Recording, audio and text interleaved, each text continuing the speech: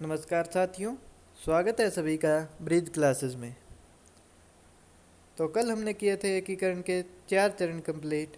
तो आगे के 3 चरण आज हम कंप्लीट कर लेंगे और आज एकीकरण टॉपिक हमारा कंप्लीट हो जाएगा और इसमें कुछ क्वेश्चन भी लास्ट में हम डिस्कस करेंगे।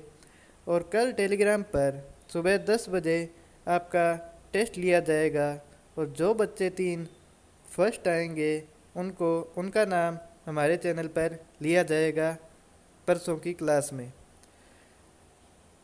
तो आपने अभी तक ब्रिज क्लासेस को सब्सक्राइब नहीं किया है तो नीचे लाल कलर का बटन दिया गया है, सब्सक्राइब कीजिए और पास में जो बेल आइकन का निशान है उसे भी दबाइए ताकि वीडियो का न्यू नोटिफिकेशन मिल सके आपको सबसे पहले। और अगर अभी तक आपने टेलीग्राम चैनल ज्वाइन नहीं किया है तो लिंक डिस्क्रिप्शन में दी गई है, जाकर ज्वाइन कर लीजिए। हमारे सारे नोट्स टेलीग्राम पर प्रोवाइड करवाए जाते हैं और टेस्ट भी कल टेलीग्राम पर ही होगा। तो चलिए शुरू करते हैं। जो बाकी के 3 चरण रह गए थे एकीकरण के और लास्ट में कुछ क्वेश्चन डिस्कस करेंगे और आज हमारा एकीकरण टॉपिक कंप्लीट हो जाएगा। तो कल से हम नया टॉपिक शुरू करेंगे प्रजामंडल। और आप अपने साथियों के साथ, अपने दोस्तों के साथ भी वीडियो को शेयर ज़रूर करना ताकि उनको भी कुछ बेनिफिट मिल सके। तो चलिए शुरू करते हैं। तो पांचवा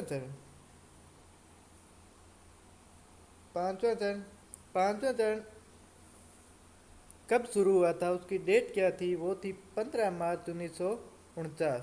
क्या थी? 15 मार्च 1949। और पांचवें चरण का नाम क्या था वो आपको मैं परसों की क्लास में बता चुका हूँ। पांचवें चरण का नाम था संयुक्त वृहद राजस्थान, जिसे वृहदतर राजस्थान के नाम से भी जाना जाता है। तो संयुक्त वृहद राजस्थान पांचवें संघ का नाम था। और इसमें कौन कौन सी रियासतें थी? इसके अंदर क्या हुआ कि वृहद राजस्थान संघ और मत्स्य संघ दोनों को आपस में मिला दिया गया। तो इसमें वृहद राजस्थान संघ प्लस मत्स्य संघ साथ में कर दिए गए और इसकी राजधानी जो थी वो थी जयपुर।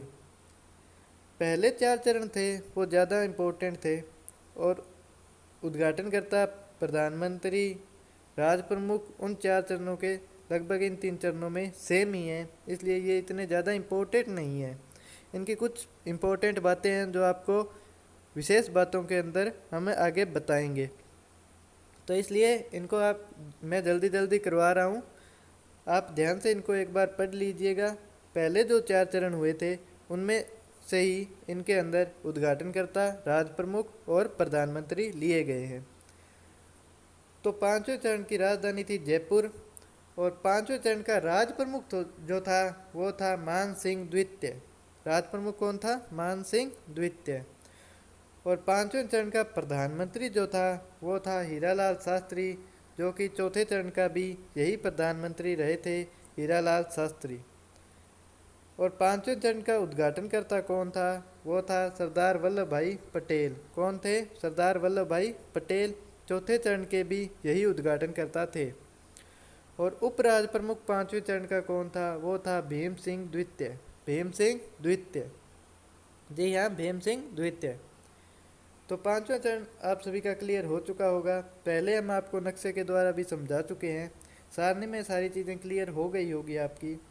तो चलिए बढ़ते हैं अगले चरण, छठे चरण पे।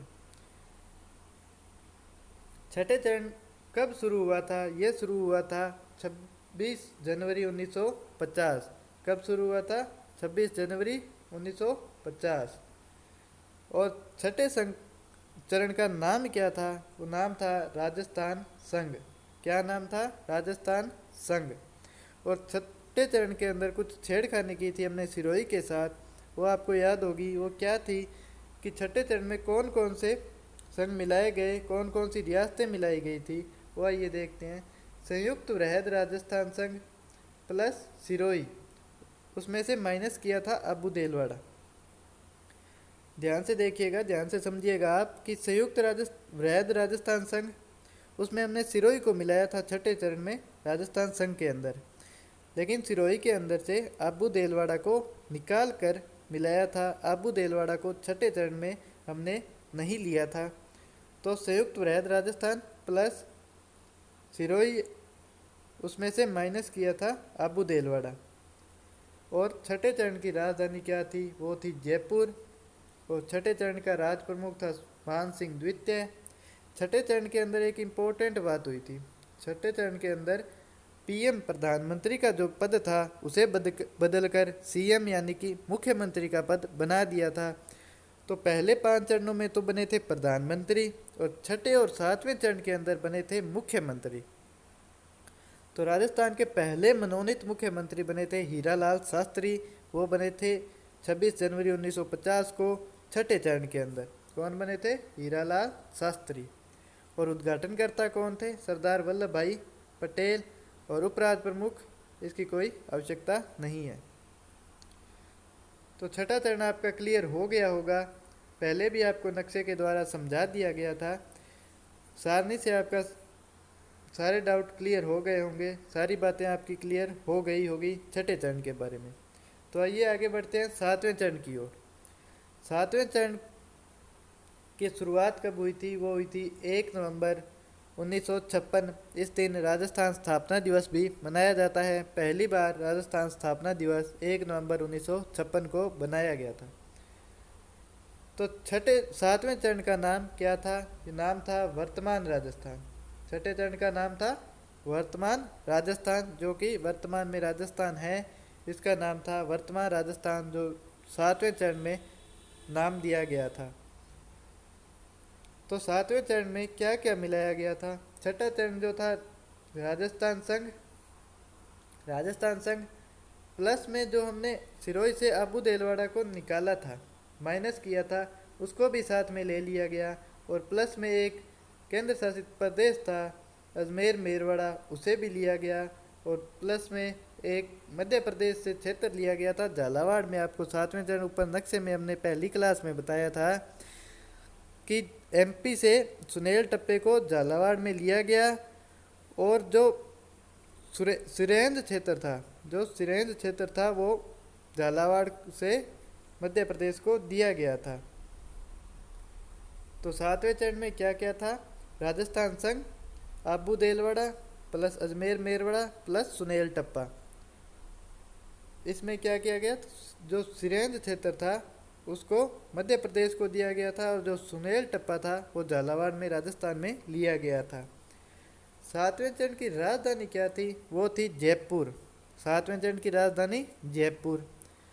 और सातवें चरण में भी एक महत्वपूर्ण बात हुई थी कि जो राज प्रमुख का पद था उसे बदलकर उसके स्थान पर पद लाया गया राज्यपाल का। सातवें चरण में, छठे चरण में तो क्या हुआ था, प्रधानमंत्री के पद को बदलकर मुख्यमंत्री का पद बनाया गया था। और राजस्थान का प्रथम मनोनीत मुख्यमंत्री बने थे हीरालाल शास्त्री। और सातवें चरण में क्या हुआ कि राज प्रमुख का जो पद था उसे बदलकर राज्यपाल में कन्वर्ट कर दिया गया। और राजस्थान का पहला राज्यपाल कौन था, वो था गुरमुख निहाल सिंह। राजस्थान के पहले राज्यपाल कौन थे, गुरमुख निहाल सिंह। और राजस्थान के मुख्यमंत्री बने मोहनलाल सुखाड़िया, मोहनलाल सुखाड़िया। और उद्घाटनकर्ता कौन थे, सरदार वल्लभ भाई पटेल, सरदार वल्लभ भाई पटेल। तो इस प्रकार आपके सातों चरण कंप्लीट हो चुके हैं। 4 चरण हम कल की क्लास में आपको कंप्लीट करवा दिए थे सारणी के माध्यम से, फिर उनकी विशेष बातें बता दी थी। उनसे पहले हमने नक्शे के माध्यम से भी आपको सातों चरण में कौन कौन सी रियासतें, डेट, उद्घाटनकर्ता, राज प्रमुख, प्रधानमंत्री कौन कौन थे, वो सारी बातें आपको पहले भी क्लियर कर चुके हैं।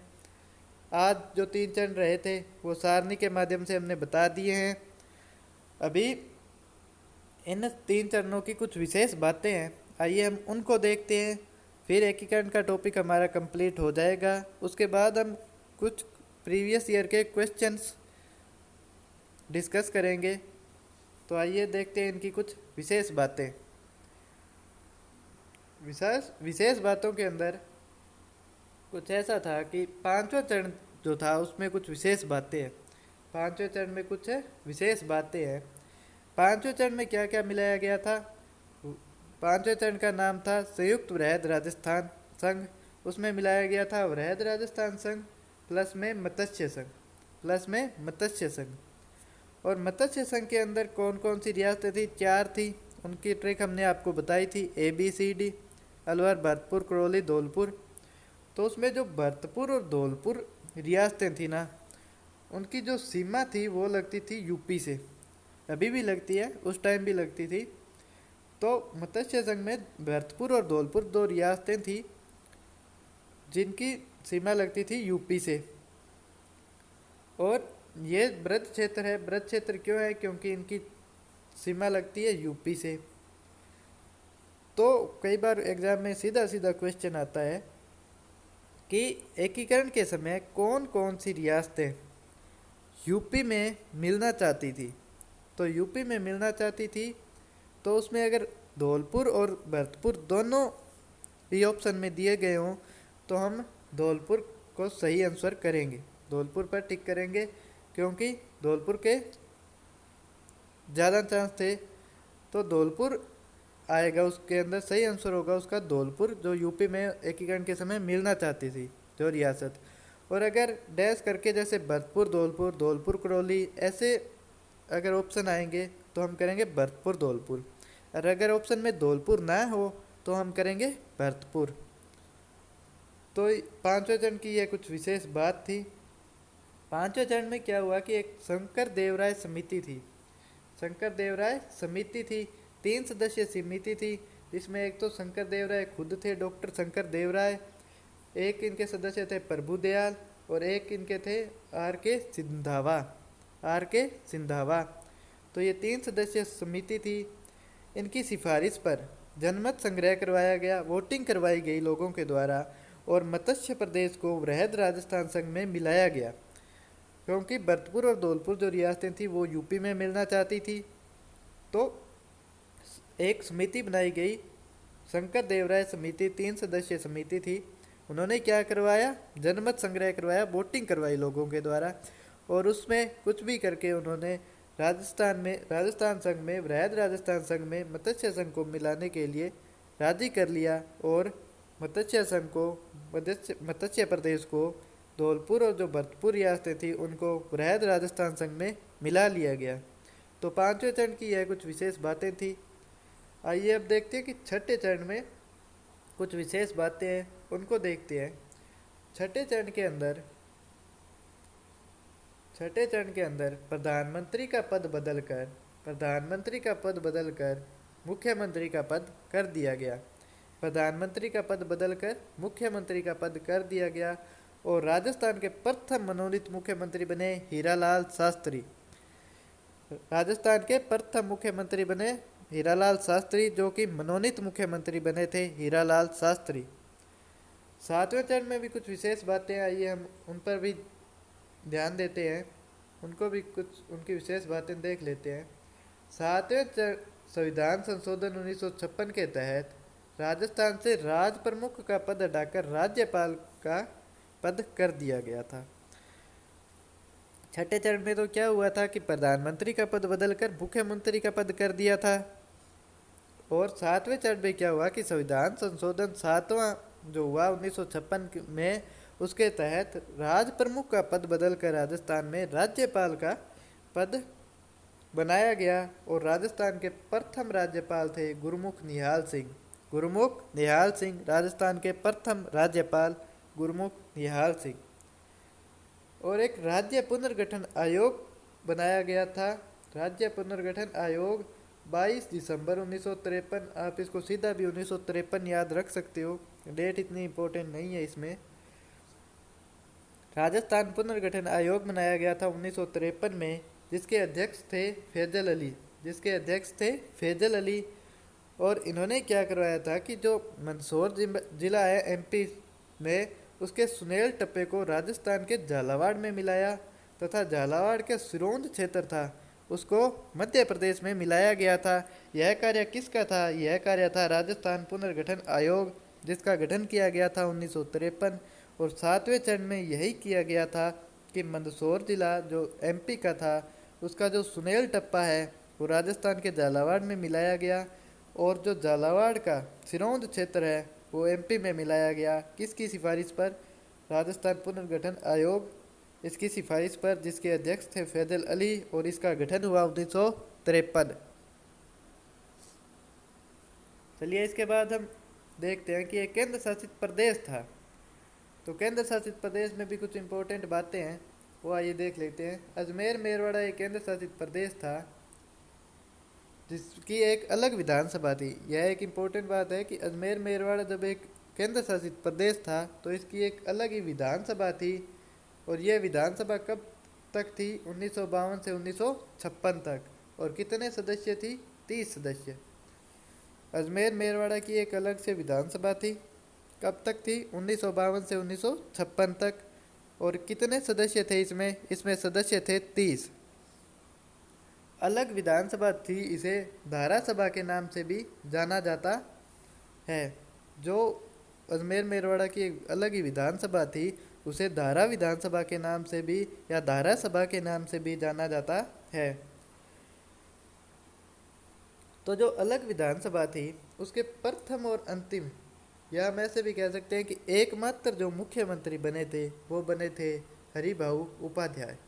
क्योंकि 1952 से 1956 4 साल तक विधानसभा रही थी और मुख्यमंत्री का कार्यकाल 5 साल का।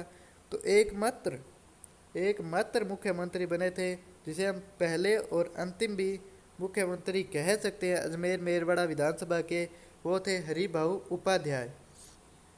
हरिभाऊ उपाध्याय।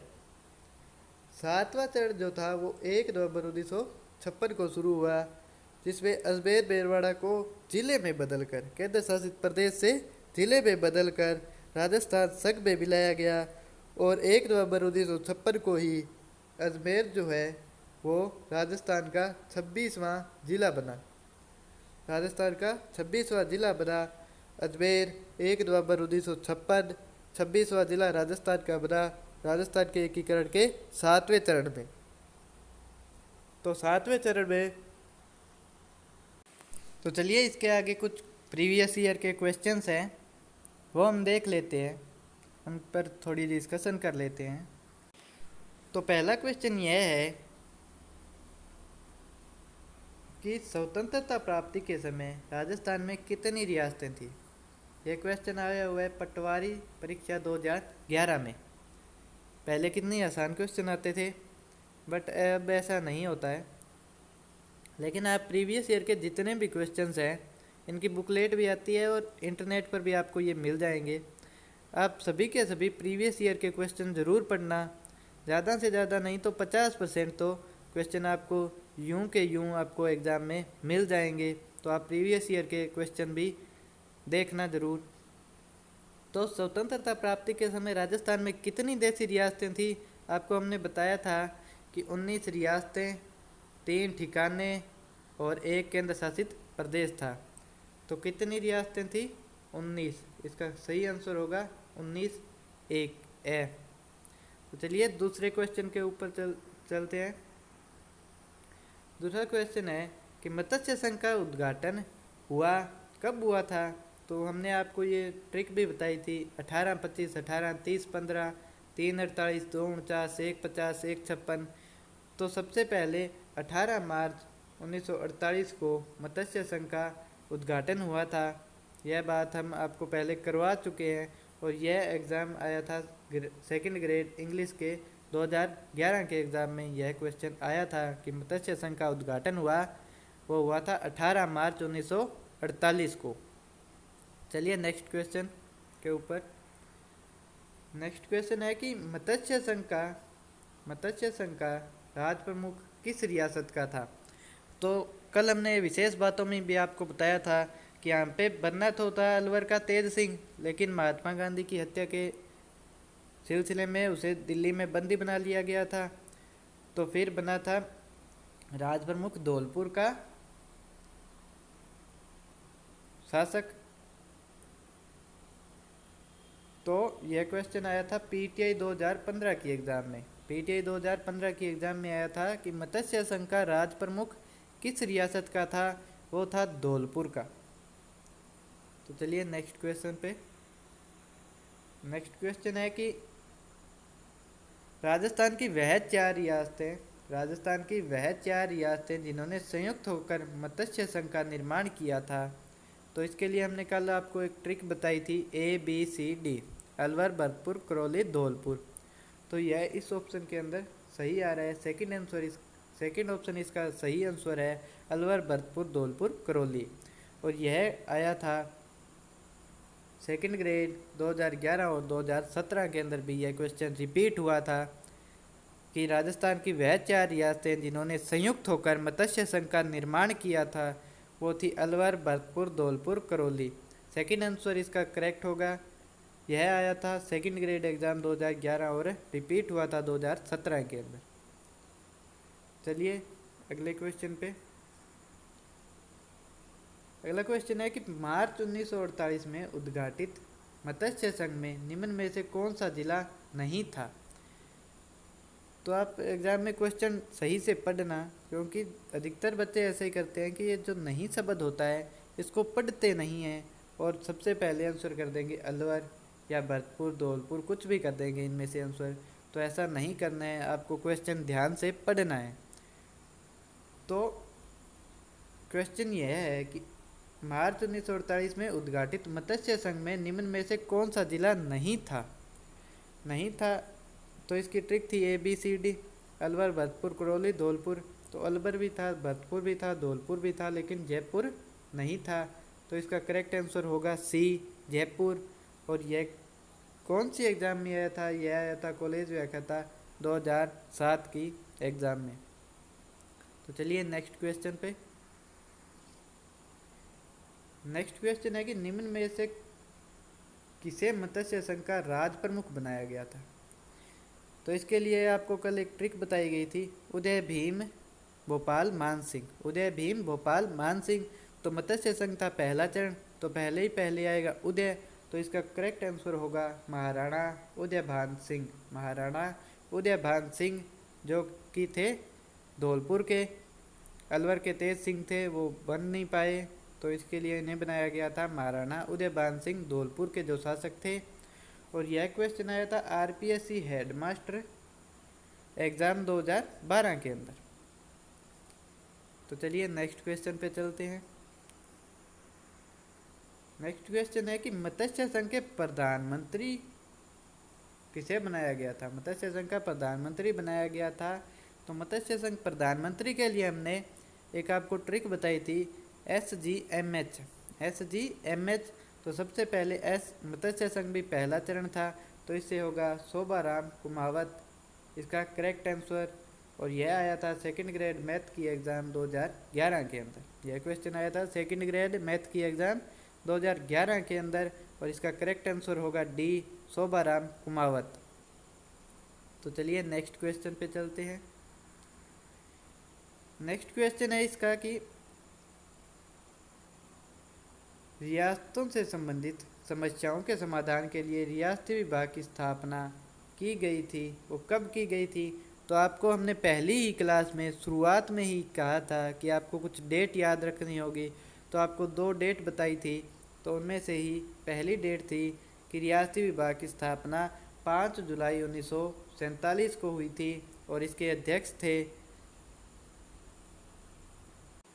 अध्यक्ष थे सरदार वल्लभ भाई पटेल, और सचिव जिसके थे VP मेनन। और यह क्वेश्चन आया था पटवार मेंस की 2016 की एग्ज़ाम के अंदर कि रियासतों से संबंधित समस्याओं के समाधान के लिए रियासती विभाग की स्थापना कब की गई थी। तो इसका करेक्ट आंसर होगा C, 5 जुलाई 1947। चलिए नेक्स्ट क्वेश्चन पे। नेक्स्ट क्वेश्चन है कि मत्स्य संघ का राजस्थान में विलय कब हुआ था। तो मत्स्य संघ का राजस्थान में विलय हुआ था 5वें चरण में, वृहत्तर राजस्थान या संयुक्त वृहद राजस्थान में। और 5वां चरण शुरू हुआ था, हमें पता है, 15 मई 1949 को। 15 मई 1949 को।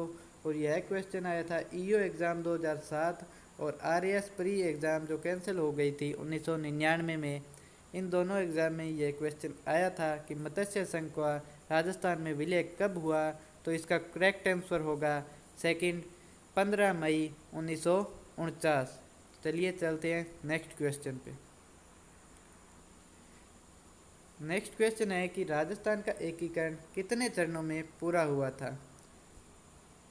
इतना आसान क्वेश्चन एलडीसी 2016 के एग्ज़ाम के अंदर आया था।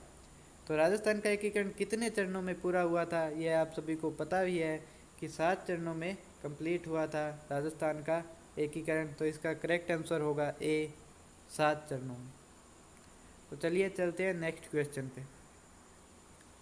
नेक्स्ट क्वेश्चन है कि राजस्थान संघ का निर्माण 25 मार्च 1948 को हुआ। इसमें राज प्रमुख किसे बनाया गया। तो ये देखिए कि 25 मार्च 1948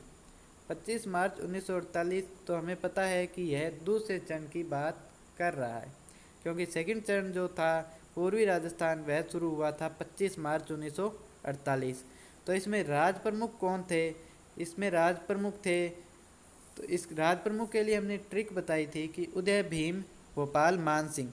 तो भीम सिंह इसके राज प्रमुख थे, जो कि शासक थे कोटा के। इसलिए इसका आंसर ऐसे भी आ सकता है, ऑप्शन दे सकते हैं रियासत देकर कि महाराव कोटा राज प्रमुख थे दूसरे चरण के, जिसका निर्माण हुआ 25 मार्च 1948 को।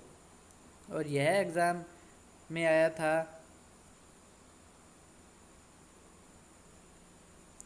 यह एग्ज़ाम आया था आरएएस प्री 2010 की, आरएएस प्री में 2010 में।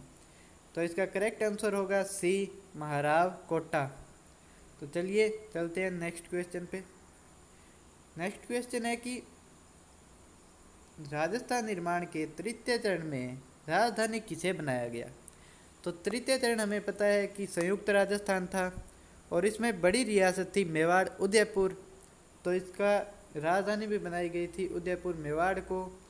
और यह क्वेश्चन आया था वन रक्षक परीक्षा 2013 के अंदर। तो इसका करेक्ट आंसर होगा डी, उदयपुर।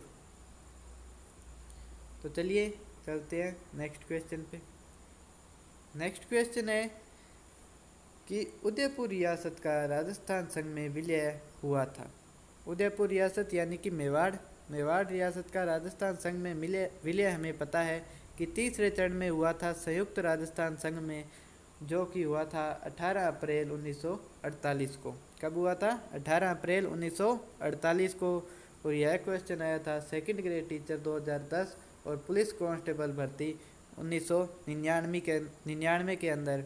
तो इसका सही आंसर होगा सेकंड, 18 अप्रैल 1948। तो चलिए चलते हैं नेक्स्ट क्वेश्चन पे। नेक्स्ट क्वेश्चन है कि बृहत्तर राजस्थान संघ का उद्घाटन किसने किया था। तो हमने आपको बताया था कि संयुक्त बृहद राजस्थान संघ को बृहत्तर राजस्थान संघ के नाम से भी जाना जाता है। और यह संघ था, 5वां चरण था, और 5वें चरण के उद्घाटनकर्ता आपको हमने कुछ देर पहले ही बताए थे कि सरदार वल्लभ भाई पटेल इसके उद्घाटनकर्ता थे।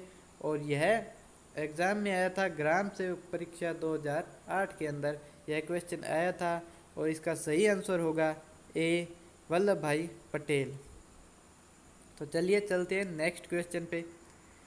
नेक्स्ट क्वेश्चन है कि बृहद राजस्थान संघ का महाराज प्रमुख किसे नियुक्त किया गया था।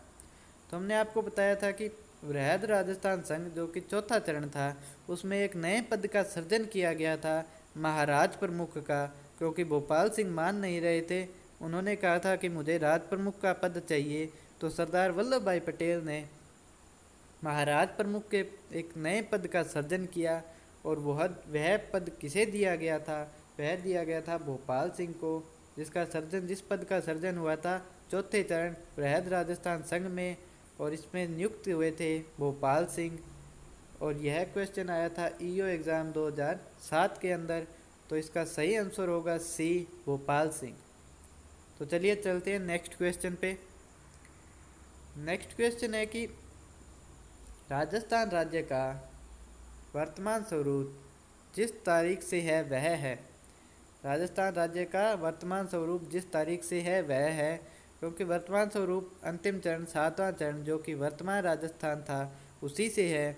तो 7वां चरण कंप्लीट हुआ था 1 नवंबर 1956 को। और यह क्वेश्चन आया है सेकंड ग्रेड संस्कृत और मैथ की एग्ज़ाम में, और 2011 पटवार एग्ज़ाम 2008 के अंदर भी यह क्वेश्चन आया हुआ है।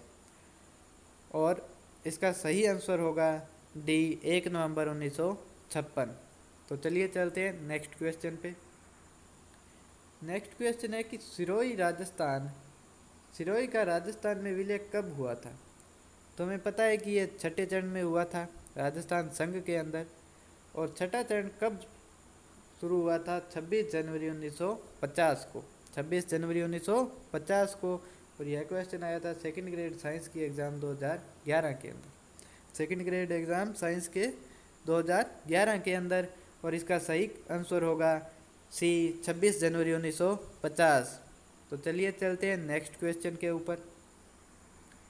नेक्स्ट क्वेश्चन है कि एकीकरण के समय किस मारवाड़ नरेश ने पाकिस्तान में विलय होने का प्रयास किया। एकीकरण के समय किस मारवाड़ नरेश ने पाकिस्तान में विलय होने का प्रयास किया। तो यह एक बात आपको पहले बतानी रह गई थी, तो चलिए हम इसको क्वेश्चन में डिस्कस कर लेते हैं। तो जो कि जोधपुर रियासत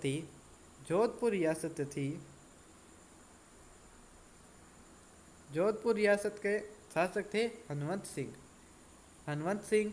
तो वह उस समय एकीकरण के समय पाकिस्तान में विलय होना चाहते थे।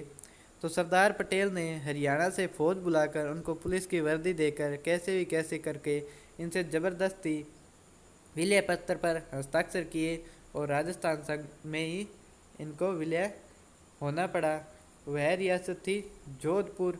एकीकरण के समय किस मारवाड़ नरेश ने पाकिस्तान में विलय होने का प्रयास किया था, वो थे जोधपुर के शासक हनुमंत सिंह। तो इसका करेक्ट आंसर होगा ए हनुमंत सिंह। तो चलिए चलते हैं नेक्स्ट क्वेश्चन पे। नेक्स्ट क्वेश्चन है कि राजस्थान की विरासत जिसने बाद में, तो यह क्वेश्चन हम पहले भी डिस्कस कर चुके हैं कि राजस्थान की वह रियासत जिसने बाद में विलय पत्र पर हस्ताक्षर किए थे, वह रियासत थी धौलपुर। और यह क्वेश्चन आया है पटवार परीक्षा 2011 के अंदर। तो इसका करेक्ट आंसर होगा डी धौलपुर। तो चलिए चलते हैं नेक्स्ट क्वेश्चन पे और आज के अंतिम क्वेश्चन पे। तो यह क्वेश्चन है कि राजस्थान की वह रियासत जिसने विलय पत्र पर सबसे पहले हस्ताक्षर किए थे, वो थी बीकानेर रियासत के उस समय शासक थे सरदूल सिंह ने राजस्थान को एकीकरण के समय सबसे ज़्यादा धनराशि धरोहर, जिसे हम कहते हैं धरोहर राशि, सबसे ज़्यादा राजस्थान को बीकानेर रियासत ने दी थी, और वो थी 4.87 करोड़ रुपए, 4.87 करोड़ रुपए, जो बीकानेर रियासत के शासक सरदूल सिंह ने राजस्थान में विलय होते समय दिए थे। राजस्थान की वह रियासत जिसने विलय पत्र पर सबसे पहले हस्ताक्षर किए थे, वो किए थे बीकानेर रियासत के शासक सरदूल सिंह ने। तो इसी के साथ हमारा एकीकरण का टॉपिक समाप्त होता है। अच्छे से अच्छे हमने अपनी तरफ से अच्छी से अच्छी कोशिश की है आपको एकीकरण समझाने की। आपने अच्छी तरह क्लास लगाई है तो आपको एकीकरण ज़रूर समझ में आएगा, और एग्ज़ाम में इससे बाहर कोई भी क्वेश्चन नहीं जाएगा। तो आप इसका एक बार रिवीजन ज़रूर कर लेना, और चैनल को अभी तक सब्सक्राइब नहीं किया है तो सब्सक्राइब कीजिए, और टेलीग्राम चैनल को भी ज्वाइन कर लेना ताकि आपको सारे नोट्स मिल सकें। तो मिलते हैं कल एक नई क्लास के अंदर, जिसमें हम करेंगे प्रजामंडल। और हिंदी याद रखिएगा, कल 10 बजे टेलीग्राम पर एक टेस्ट होगा, तो उसमें आप ज़रूर से ज़रूर भाग लेना। धन्यवाद।